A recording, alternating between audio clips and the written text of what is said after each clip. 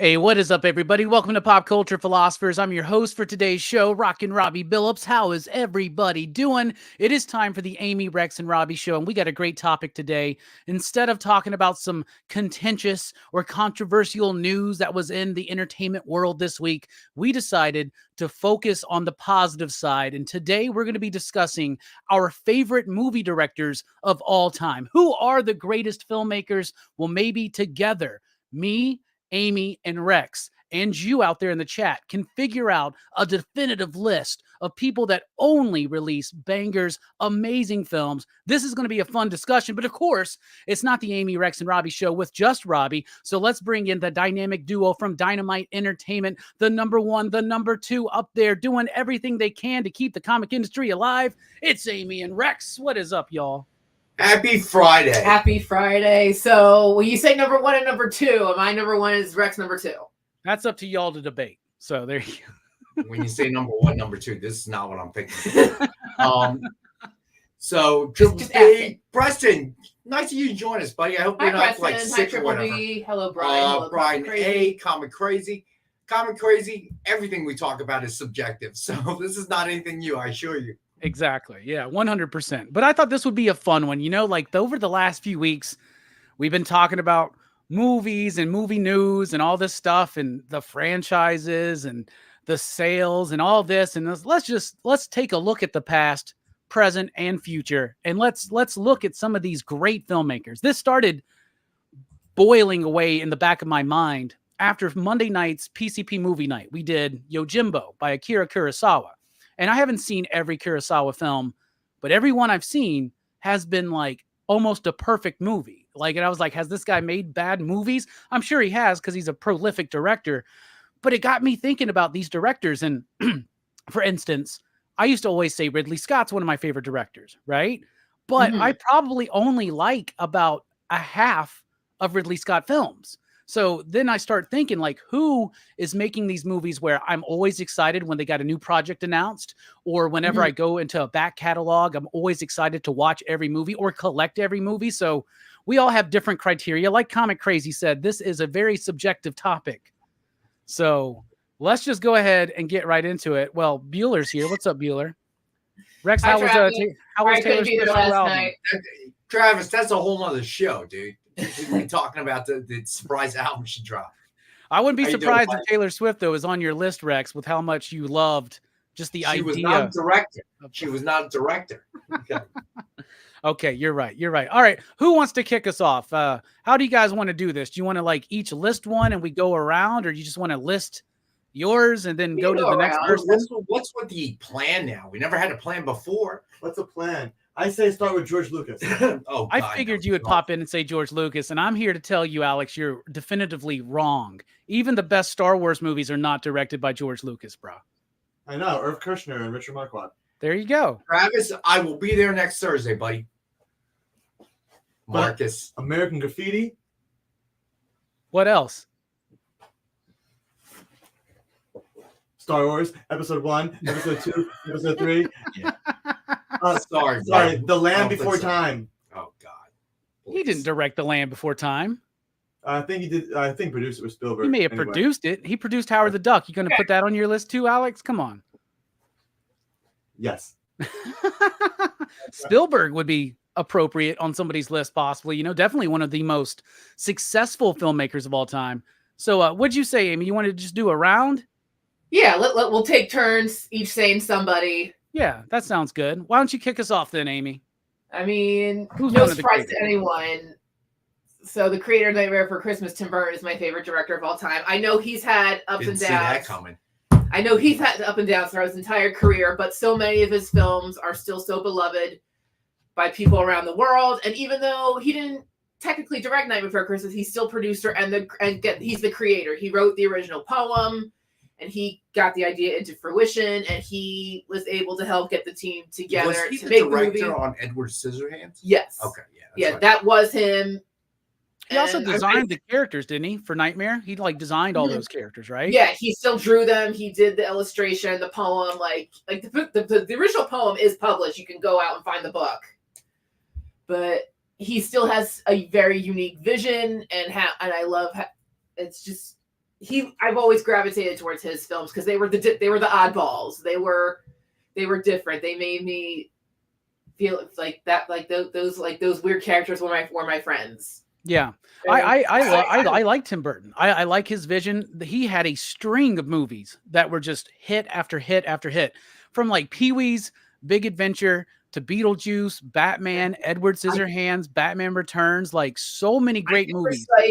I'm that nerd because I mean I crown myself the #1 fan. I can recite his whole filmography, and again, like maybe a couple misses here and there, but I still think he's working forward to like still a brand new thing. I know right now he's doing Beetlejuice 2, but I know he wouldn't do a sequel unless there was something really, really special about it. Yeah. So that's what gives me hope. Marcus, you are correct. Ed Wood's also a great film. Ed Wood is a great film. He's one of those guys, Quentin Tarantino has that idea of like, it's only the first 10 films in a director's filmography that are like the best, right? He's definitely one that kind of goes along with that, because I feel like the second half of his career is a little weaker than the first half, but still his vision is there. He's tried to break out. One of my favorite underrated movies by him is Big Fish. I think Big Fish is phenomenal. Robbie, that film's one of my favorite films of all time. It's in there in the top 10. Not enough people talk about it. I'm so happy you said that. That film that little like so beautiful. There's like a little neighborhood or a town or something they built in Alabama where they filmed that. It's still there. You can go and like hang out there and stuff. So I've been wanting to go down there and check it out. Me too. Big Fish is a great one. I also love Sweeney Todd. Like I think he did a great job with that one. Robbie, we are vibing today. We are so vibing today because you're naming all of my favorites. You're naming my favorites. Yeah, so. but even with all the good stuff, there is still Planet of the Apes. I know. Unfortunately. I know. I don't go back to that one either. But I mean, I still admire the effort they put into it. Yeah, for sure. I say one nice thing. I like Tim Burton. I think he's made some good movies. He made some flops. It happens. Okay.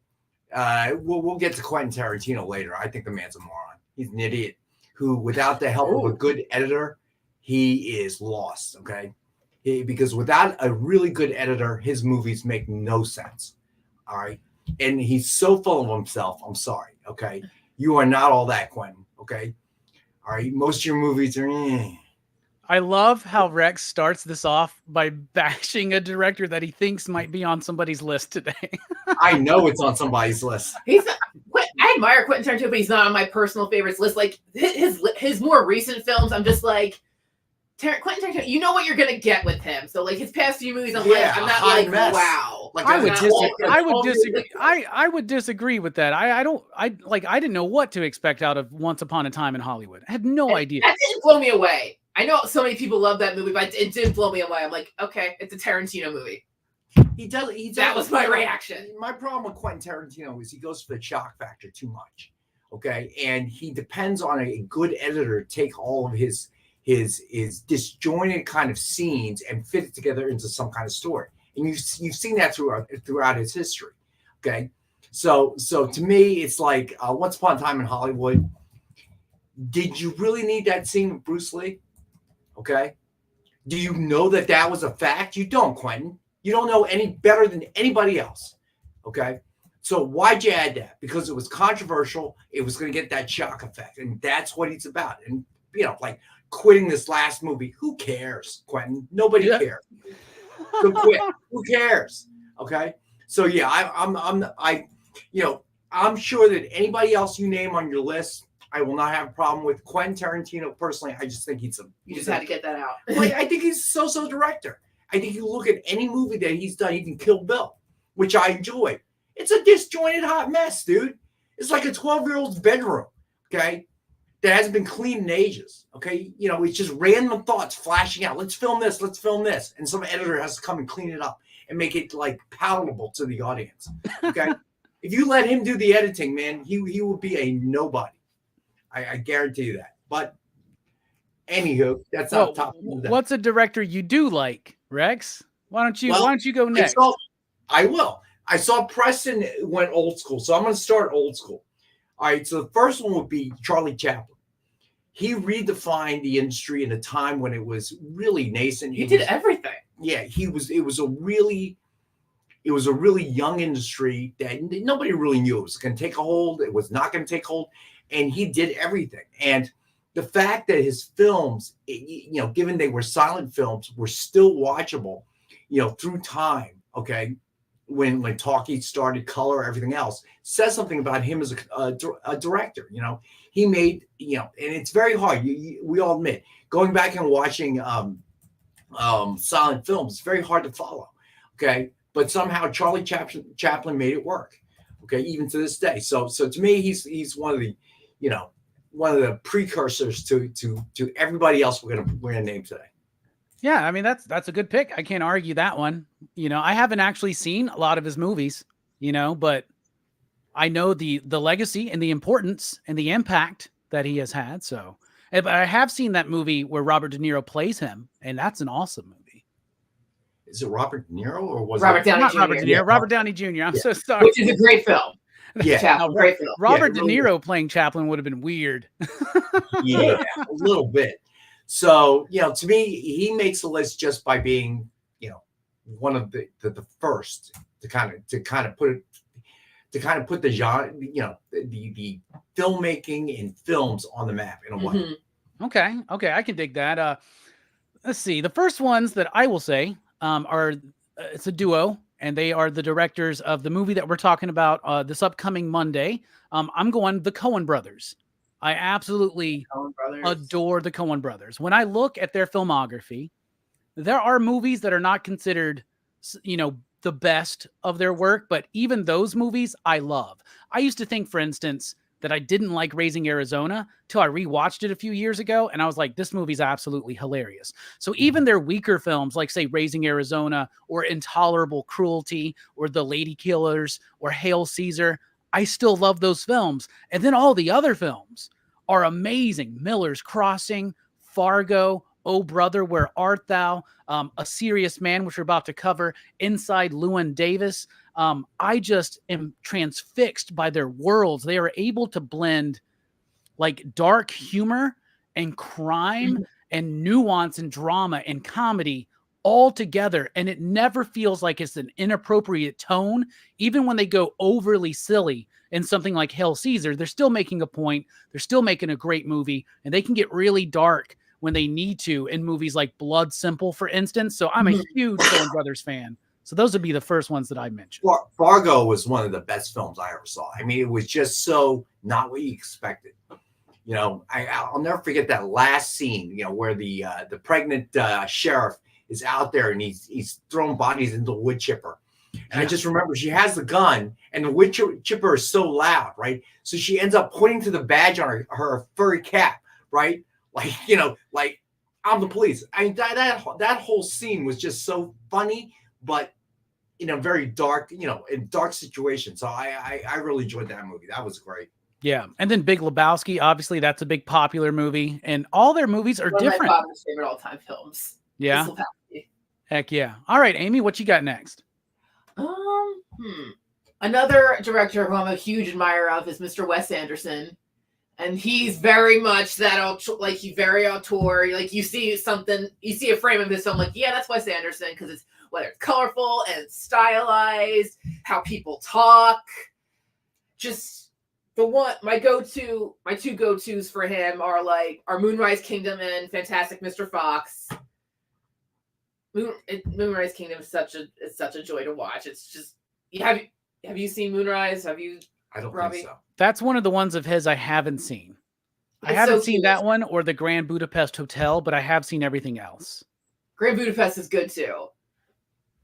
So I always make sure look forward to what was coming out from him. Last year he had Asteroid City come out, which not everyone. Like that? Some people loved it, some people didn't. I liked it. Not his best, but I still liked it. I still got something out of it.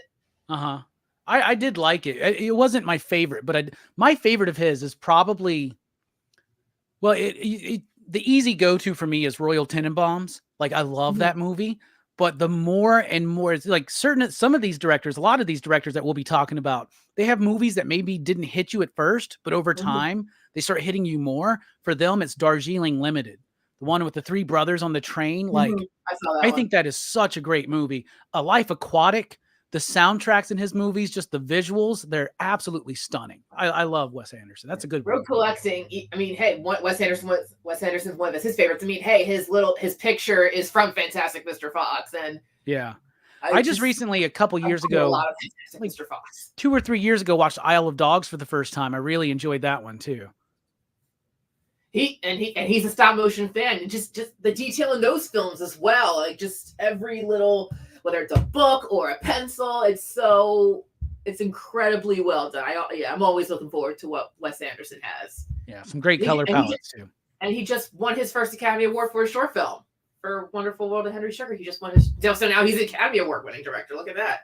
That's crazy that he hasn't won anything before, right? It's just nuts to me. It's very weird, but you know, to each their own, I guess. What about you, Rex? What's next on your list? So next one is also old school, right? Paying homage to the old directors. So it's got to be John Ford, because I'm a big fan of Westerns, and he kind of redefined that genre with Westerns, right? So it wasn't just, shoot out at noon or something like that. He redefined it. It was a story about someone, surrounded by a Western, environment, if you will. So I feel like he needs to be mentioned only because he kind of, like Charlie Chaplin, redefined the industry at a time when it needed it. So to me, John Ford, and my mom was a huge John Ford fan as well. So I ended up watching a lot of his movies growing up. Yeah, that's a good pick. I can't argue that one either. I mean, pretty much defined the Western. We were just talking about Yojimbo. I've seen a handful of Ford movies. I know I have. We know that, Akira Kurosawa's films inspired like the spaghetti Westerns in particular, like Fistful of Dollars is straight up Yojimbo. Yeah. And a lot of people think that his influence went just that one way, but no, it goes the other way, because he made Yojimbo basically because he was super inspired by John Ford's films.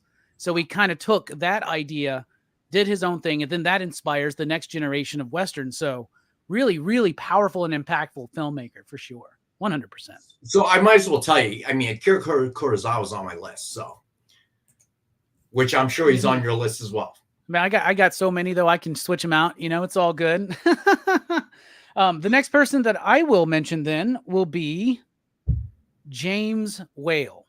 James Whale was the director of Frankenstein, the director of Bride of Frankenstein, the director of The Invisible Man, and the director of The Old Dark House. So many great movies. He started his career with a stage production of Journey's End, I believe is what it was, and then got into Universal, made a bunch of great movies. He's responsible, in my opinion, for the greatest sequel of all time, Bride of Frankenstein. He was a gay man in Hollywood in the 30s who managed to get ultra control. He had like Final Cut. He was that first dude who really like made such a name for himself. Like Frankenstein was such a huge hit. He was able to do whatever he wanted to do until like eventually that kind of goes away. A very important figure, somebody that I think usually just classic horror films kind of know him, but he definitely needs to be known more worldwide, I think, as one of the absolute greatest filmmakers of all time, in my opinion. So I'll go with James Whale. So Marcus, I agree. Grapes of Wrath. That was Henry Ford was starring that, I think, wasn't he? Or not Henry Ford. That was Henry Fonda. Henry Fonda. Jeez, that's right. Thank you. Hey, their names are similar. I can't blame you for getting confused. Howard Hawks. Yeah, I agree. Another great Western director. Right. Right. All the right, especially the directors who can do multiple genres. That's incredible. Right. Exactly. Absolutely. Horror, crime, noir. What about you, Amy? What's your next one? My next one, I'm thinking, like, do I go old school or do I pick someone who good working today? We've done a lot of old school, so I would go with somebody. All right, someone working today. Who I want to give a shout out to, Miss Greta Gerwig, because all her past 3 directorial features have all been nominated for Best Picture, and not a lot of female directors can do that. Can have all they're done in her genres. The big blockbuster with Barbie, a small, quieter film with Lady Bird, and then an adaptation with Little Women. So it's like she's now like top tier director. Like what's she doing next? Who's she gonna work with? So she's someone to watch. Yeah, and she's doing Narnia next, isn't she? She working on Narnia? That's right. another Yeah. adaptation. So, and that's fantasy. So we'll see how she tackles that. Yeah, I'd like to see some good modern Narnia movies. I think we really deserve them. I think they can be done. Maybe she can do them. Barbie's the only thing I've seen from her. But you would definitely recommend the other two then, right? Little Women and Lady Bird, you said? Mm-hmm. Yeah. Okay. Like when I showed my mom Little Women, and she's seen all of the adaptations of Little Women, when I showed her Greta Gerwig's version, she's like, I think this might be my favorite adaptation of the story. I'm like, really? She's like, yeah, I think so. She did it really good. I'm like, look at that. Nice. Very cool. What about you, Rex? What you got? All right, so I might as well throw it out there, Akira Kurosawa. But the reason I became a fan of Akira Kurosawa was there was a small film that he made, towards I want to say the beginning of his career, and I think it was really the first time anybody had used that technique. So the storyline was about a samurai and his lady traveling, in the town. Rashomon? I think I couldn't remember the name. I forgot to look it up. And he tells that story from different perspectives. Yes. Yeah, that's Rashomon. Yeah, and that to me was so novel that, obviously filmmakers and directors have been using that again and again and again, but he's really the first one. And that showed a level of genius, I think, on Kurosawa's part. So to me, he's got to make the list, and that is my last old school director. I mean, 100%. I mean, he's on my list too. Like, I love his work. Seven Samurai, big epic. Yojimbo, a simpler story, but just as impactful, just as important of a film. Sanjiro, which follows that up. The Hidden Fortress, which is a direct influence on Star Wars. His Macbeth adaptation is one of my favorites with Throne of Blood. I love Kurosawa's film. The way he could use the frame, the way that he used black and white. He worked with some of the best cinematographers. He worked with some of the best actors. Toshiro Mifune, for instance, just amazing in his movies. They were like the original Robert De Niro and Martin Scorsese. You know what I'm saying? And then going into other genres too. Akiru is such a great film. He definitely is one of the best filmmakers of all time. Period. A vision. He seemed to have a vision, and you had to get the message across in film. So so I would totally agree with you there. Heck yeah. All right, for my next one, I'll go new school. This is a dude who is still pretty much, in an early stage, if you will, of his directing. Not as early as Greta, I guess, but I'll go Christopher Nolan. And the reason why I go with him is because every time there's a new Christopher Nolan movie that's on the horizon, I get very, very excited. And I've been excited for all of his films ever since I saw Memento. Memento was the first film of his I saw. I loved it. I adored Memento, but he's gone on to make even better films. Now, of course, Oppenheimer's the big winner for him at the last Academy Awards, but I think Interstellar is his best film. Even his weaker films like Insomnia and The Prestige are still good. I like him. I liked that. I like him. I just think there may be his weaker films, but there's not a single one of his films I don't love. I adore Tenet. I think Tenet is an incredibly smart film. I love, like I said, Interstellar and of course the Batman movies. I like those. They're my favorite Batman movies, but they're also some of the weaker films in his filmography because they're not as smart, as interesting, as in concept and execution. That's what I love about him. Even something like Inception, he's always trying to make the audience think. He's always trying to push cinema forward just a little bit. It comes across a little pretentious to some people, but trust me, almost everybody we're talking about today is pretentious. That's why they're some of the greatest filmimakers of all time. So the most pretentious, Quentin Tarantino. I think I think Christopher Nolan is a genius. Absolutely. So that's my next pick right there. He knows how to make a movie. What about you, Amy? What you got? I'm looking at the comments right now. Mark is like, Amy better pick Denis Villeneuve. And why not? Denis next. Because again, he's currently on a great streak right now. Both Dune films are fantastic. Blade Runner 2049 is a fantastic film. I don't care what Rex says. I'm glad he's able to recover from that disaster that was and Blade even Runner. If I haven't quite seen every film of his yet, but the ones I have seen, Prisoners is a great film. My favorite is Arrival. Arrival blew me away first time I saw that. I love Arrival so, and I don't love a lot of sci-fi films, but he knows how to do sci-fi, and Arrival's perfection. And Choco's 26. you're listing a bunch of great directors here. Yeah, Alexander Inarritu, great work. Alfonso Cuarón, great work. And Guillermo del Toro. Who doesn't love Guillermo del Toro? I love me some Guillermo del Toro. I just wish he'd make more movies. You're always like, what's going on with Del Toro? Why is he not making another movie? Come on. He spends a lot of time acting too, so Del I'm sure that Toro? played a role. What's that? Del Toro spends a lot of time acting? Yeah, unless I'm thinking of somebody else. No, Del Toro's not the actor. Are you thinking of Benicio del Toro? Yes, I am. That's why. Okay. Yes, you are correct. Yeah, different you guy. are correct. Guillermo del Toro, though, great director. I love Devil's Backbone and Kronos. And then those are some of his earlier films. Mimic was not a good film, but it's not really under his control. Hellboy 2 and Hellboy 1, Blade 2. Well, I love Del Toro. Shape of Water, of course, was his big one. All right, Rex, what's your next one? Although I still say Guillermo's crown jewel is personally for me Pan's Labyrinth. Oh yeah, how could I forget to mention that one? That's a great film too. That's so you had mentioned it before, but obviously Ridley Scott, because he knew how to do Blade Runner right. Gladiator, yeah, just he's so mean. He is so mean. The movies that he's been attached to through the years, I just feel like he definitely is one that I enjoy. I agree. I like Ridley Scott a lot. The movies of his that are really good are amazing. I think Legends is a great movie. I think Thelma and Louise and G.I. Jane are great movies.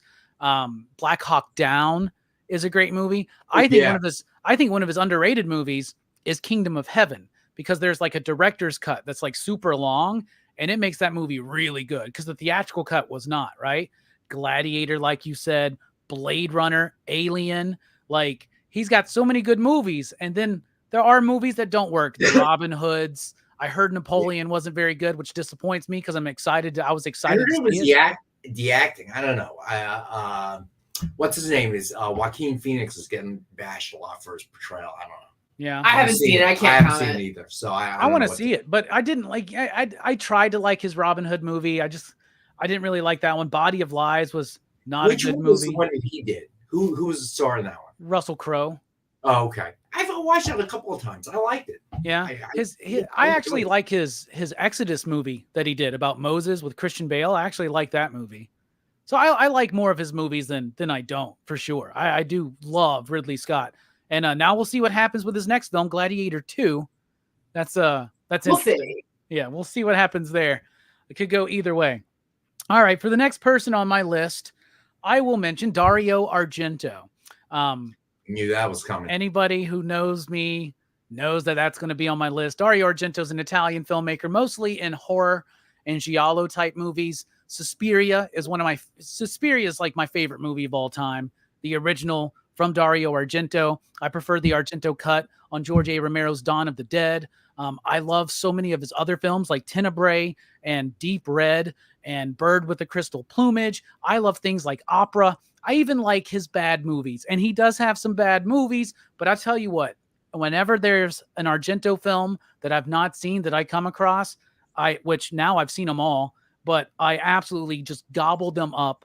I love Argento, his vision of style and style as substance, style as a way to invoke a reaction out of an audience. Dario Argento to me is one of the maestros truly in cinema history. So there you go. So I love him. What about you, Amy? What's next? We could do a whole nother episode. Could just be horror directors. I think another episode could just be horror directors. 100. I guess I'm personally leaning back old school again just a little bit, because the more I thought about it, I thought about Billy Wilder and how he's another super versatile director. I mean, Some Like It Hot comedy, The Apartment, Double Indemnity, which is a noir, Witness for the Prosecution, another great noir movie, Sabrina, it's a romance. So he's got a lot of hits as well. Yeah, Billy Wilder is an amazing filmmaker. Like, I adore The Apartment, right? And I really love Some Like It Hot. I love everything of his I've seen. Double Indemnity is such a freaking good movie. And a big shout out to my favorite film of his, Stalag 17. which is about the POWs in World War II. And it's kind of like the inspiration for Hogan's Heroes. I love that movie. And he was able to handle serious subject matters and still infuse it with comedy and have it be a fun experience to watch. So Billy Wilder's a great pick, Amy. Very good. Station to you. What about you, Rex? What you got? So the next one or the next few are kind of like even on the list for me, right? So of course you got Martin Scorsese. All right, he's been doing it since going as far back as Taxi Driver, Goodfellas, all the movies Mean Streets. He's a fantastic director. Stanley Kubrick, starting with 2001 Space Odyssey, and then of course Full Metal Jacket. It's just every story he told had a different aspect to it. He had a talent for attacking it from a different angle, a different way of looking at it, if you will. Like Full Metal Jacket was not your average movie about Vietnam. Okay. It showed you an entirely different aspect, so you were thinking you were going to see a film about Vietnam, and there were so many made during that period that he tackled it from an entirely different perspective. 2001 Space Odyssey, we've seen a lot of sci-fi films, a lot of good ones, but he kind of redefined that, right. that genre, in the sense that it wasn't like there aren't some aliens, there aren't battles, they're not coming to Earth and, invasion of the body snatchers. It had a just entirely different approach to it. So to me, those two are kind of, both on my list about equal, standing, if you will. Yeah, I mean, that's fair. That's fair. I think Martin Scorsese is a great filmmaker. He's got some movies that may not work as well as others, but for the most part, I think he's got a very solid filmography. Stanley Kubrick, the movies of his that I don't necessarily like, I don't like because they make me uncomfortable watching them, like Clockwork Orange or Full Metal Jacket. Yes. But they're still brilliant films. You know what I'm saying? They're supposed to make you uncomfortable. Exactly. They do exactly what they're supposed to do. And The Shining is fantastic. And Kubrick, we admire, because he wasn't a film, he was just mainly a photographer. He didn't go to school and learn stuff. He really just learned by doing. So that's a big thing for a lot of film, wannabe filmmakers today. Oh wow, he just went out and did it. He knew photography and how to make a frame. And think about, 2001 Space Odyssey. Think about all the things in that film that's come true, okay, or will come true in the near future, right? And so there was a vision there, okay? It was like when he's at the space station, right? The guy, the main character in the beginning, he's there, he's having a video call with his daughter and at home or whatever. So he kind of envisioned these things coming out in the future. Now, of course, some things he does get wrong is I think after the call, the charge was like $3.50. Yeah, right. So that part was definitely off, but just everything about it. There was, cinematically, it was, phenomenal film, just from a visual standpoint. Yeah, but talk about pretentious. That's probably the most pretentious filmmaker that we've talked about so far, Rex. I disagree. You disagree? I disagree. I totally disagree. Well, I mean, I'm just saying, he's very, very particular. He was very demanding, at times very hard to work with. And Quentin is not, right? He's just an easy-go-lucky guy. Everybody loves him. I don't know. Well, let me get to the next person on my list. Go ahead. Quentin Tarantino. Knew that was coming. Who I absolutely adore his films. And so it's easy to be like, okay, Reservoir Dogs, Pulp Fiction. Those are his two big ones. Those are his best ones. But I disagree. The more I watch through his filmography, the more other movies that I didn't necessarily think were super strong at first rise to the top. In particular, Inglourious Bastards. I think Inglourious Bastards might now be my favorite Quentin Tarantino movie, because that movie, when I first watched it, I was like, that's all right. That was a little weird. It was okay. Mm-hmm. But every time I watch it, I am transfixed at how that movie is basically just 5 pieces. It's like 5 scenes put together, and they all are long. It could be done as a stage play. The performances, a lot of Quentin Tarantino's movies are bolstered by brilliant performances, but Christoph Waltz in Inglourious Bastards is so freaking phenomenal. Michael Fassbender. But just think about that opening scene at the dairy farm how intense that is, right? Then think about that scene in the bar with the soldiers pretending to be German, right? And they get found out.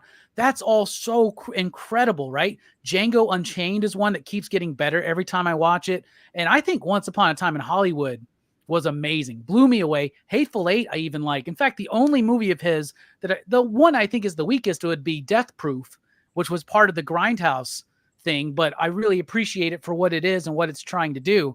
I'm a huge Quentin Tarantino fan. Kill Bill 1 and 2, I think 2 is actually one of the best Tarantino movies because it has so much heart to it, so much meaning. I love everything. Jackie Brown. I love Quentin Tarantino, and I'm always salivating for the next Tarantino movie. Well, luckily it's over. So you're salivating for nothing. Oh, he's going to do something else. Pulp Fiction is a perfect example. All his movies are more or less the same. He shoots blocks of it, and somebody else has to put it together to make sense. Pulp Fiction is a perfect example of that. Okay, the editors saved that film. If he just put it together in his way of thinking, it would have been a horrible film. Nobody would have understood what was going on. Even Inglourious Bastards, which I thought was probably one of his better ones, even that was told in this kind of disjointed whiplash kind of way. See, I get what you're saying, but like, for instance, Pulp Fiction was written that way. It was written to be nonlinear. In fact, he was the screenwriter of True Romance, and he was pissed because Tony Scott took his script and he put it in order, right? So that it had a linear progression, right? So like True Romance was actually meant to be jumbled up like that. Mm-hmm. But like it surprises me because I know you're a big fan of novels. And I think Quentin Tarantino is one of those dudes who almost does what novels do on film, which other filmmakers can't do, where you just drop a character for like 20, 30 minutes and then come back to him or tell something slightly out of sequence. Like Jackie Brown, which of course is an adaptation of Elmore Leonard's Rum Punch, I think is a perfect adaptation. I got to be honest. I mean, to me, it just shows that he has an attention span problem, and then he films these sections, whatever he feels like is working that day. And then somebody else has to put together. And I think luckily throughout his career, he's had good editors, okay, who have managed to take his mishmash of just, ideas, okay, all right, without any real direction and put it together for him, okay. I think he used the shock effect a little way too much, okay, and that's how he grabs you in a sense. I'm sorry. I don't see the same thing with Quentin Tarantino. I think he's just someone with OCD that has been lucky enough to get on the map. I really. This is not to say I don't enjoy his films. I mean, they're fun to watch, like Kill Bill. There's tons of violence and everything else. But when you look at it, it's like, what are you thinking, dude? Okay. From day to day, you can sort of see this kind of OCD, multiple personality kind of human being coming across in the film. And to me, I'm not a big fan. And he's very full. Yeah. Fair enough. Amy, do you have any honorable mentions? Honorable mentions. I think now mainly a comedic director, but Young Frankenstein is my favorite comedy of all time, so I want to give a shout out to Mel Brooks and how I should have put him on most of his films are fantastic. Again, Young Frankenstein's the favorite, but but things that he did, he was kind of that same guy, kind of revolutionary and stuff. I think Blazing Saddles, okay, he was if he wasn't the first, he was the first to use that technique in such a fashion where there's music in the background, and then you see him riding across a horse with this string band sitting in the desert, right? That effect was something that he was really unique about. Breaking the fourth wall, right? Doing that stuff. Yeah, like there's exactly. that bit in High Anxiety where you got the dudes in the office and he's like pulling into the office and the camera smashes through the window and it shocks everybody. Marcus, I love High. That's a good point. I was going to put James Cameron on the list. I respect him for the spectacles he makes. Okay. They're always grand in nature, Titanic, Avatar, whatever. Most of those films are just very epic and grand in nature. So I give him credit for that. I think he when it comes to that particular genre, James Cameron, does a very good job. Yeah, definitely. Some of my honorable mentions here, Spike Lee, I think Do the Right Thing and Malcolm X are amazing films, for instance. Steven Spielberg, Steven Spielberg, definitely one of the most successful directors of all time, but he could easily just keep doing blockbusters, but then he does things like Color Purple and Schindler's List. So he's got a little bit of range in what he can do. Robert Wise, who directed Star Trek, the motion picture, my favorite Star Trek movie. I know that's not a popular opinion, but West Side Story, Day the Earth Stood Still. Robert Wise is a fantastic filmmaker. Catherine Bigelow is one of my favorites. The Hurt Locker, Near Dark, Point Break. Catherine Bigelow is absolutely phenomenal. And the biggest honorable mention I got is John Carpenter. John Carpenter, that dude who kind of always did it his way, didn't always have the most success box office throughout his career, but I own every single movie of his in physical media, so that means something. John Carpenter is one of my absolute favorites, and he's one of those directors where it's easy to think, oh, what's John Carpenter's style? Well, his style is effective, efficient filmmaking. All of his movies just breeze right through the shots. Everything about it is so technically solid. And I mean, just look at the variety of his films. I know he gets lumped in as just a horror filmmaker, but here's some great movies from John Carpenter that are not horror films. How about the Elvis TV movie he did with Kurt Russell? That's amazing. How about Starman? That's a great movie. Big Trouble in Little China. That's not a horror film. That's a great movie. So he has this capability. Escape from New York is not a horror movie. Now, he did make Escape from LA, but he did that for a paycheck, so we're not going to fault him for that. However, the original is still just a genius movie. So I had to mention that alone. They shouldn't have left that alone. They should, dude. Let's have this dude surfing in on a wave. Yeah. And then the full court basketball shot. Come on, bro. So stupid. Come on, man. That was just getting stupid. But I want to say, you mentioned Star Trek the motion picture. I agree. I really love that movie. Okay. But I think what happened with that was, and the failure of it, and I love the Wrath of Khan too, but I think the failure of it was it came on the back end of Star Wars. So people went expecting to see a certain kind of film, but there was no space battle. There was none of that, right? So, but it held true to Star Trek, and the episodes from the original series, it was mystery. It was something, and then, the irony of coming all the way around, it turns out it was a Voyager probe that was causing all the problems. So in a sense, the message was man created its own problem. Really enjoyed it, but it wasn't going to be a success because only diehard Trekkers or Trekkies, whatever they called themselves at the time, were going to see it, right? Yeah. And people were, who wanted to watch it, who knew what Star Trek was, but maybe weren't huge fans. They were going with the anticipation that I'm going to see something Star Warsy, lots of phaser action, a lot of space battles type thing. It didn't happen. And I think that killed it. Which that was never what Star Trek was, No, I mean, there was some of that in Star Trek, but like you said, it was mostly about the mystery. It was mostly like a hard sci-fi show, like exploring these worlds. And that was kind of the point. Like Roddenberry actually kind of felt that the more successful Star Trek movies, they leaned more into that Star Wars nature of it. And Roddenberry was kind of like, this isn't really what this is supposed to be about. You're absolutely right. The one episode from the original series where the actor Mark Leonard, who later became Sarek, okay, but he was a Romulan in that one.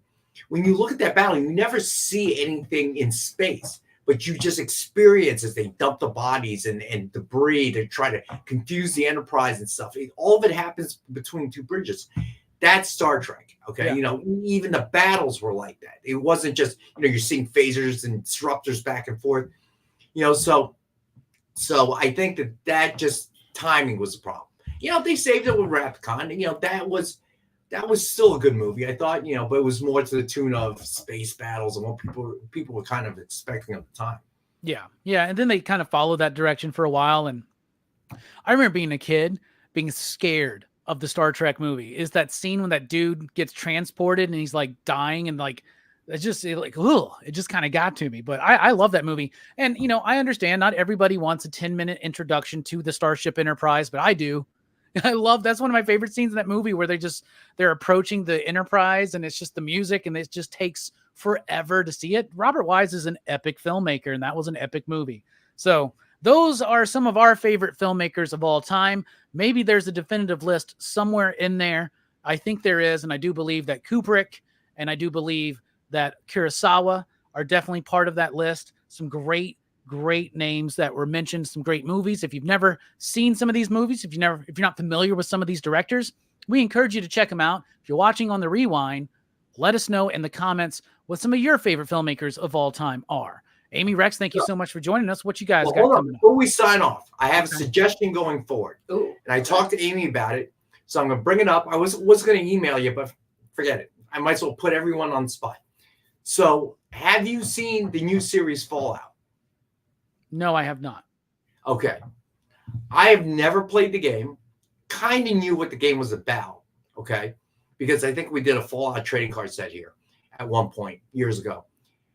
I watched it, and I got to tell you, I really enjoyed it. So I think we should do a Fallout review sometime in the future.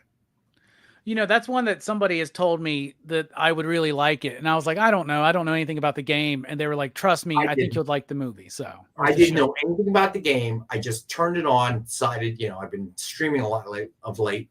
And I got to tell you, it entertained me all the way through. Where's it streaming at? Is it Prime or Netflix or something? I think it's Amazon, right? Yeah, I think it's Amazon. I think she's right. So it is definitely worth the watch. Again, I knew very little about the game. I knew it was a game, but that was about it. The only thing I could relate to was the little picture of the cartoony kind of kid, in the suit.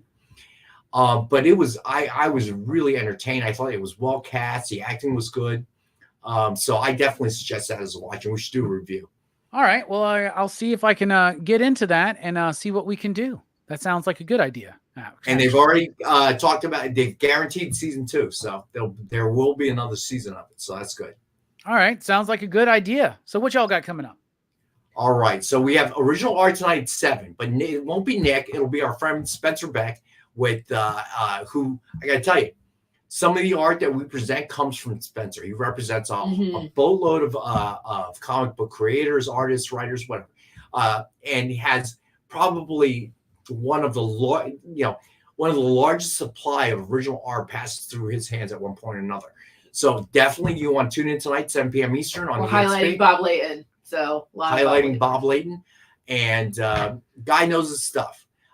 So definitely you want to tune in. We'll be back Monday from 6 to 8 Eastern. Me, Robbie, and no John though. Maybe Amy though. We'll see if Nick will let me fill in. All right. So, what do you got coming up, bud?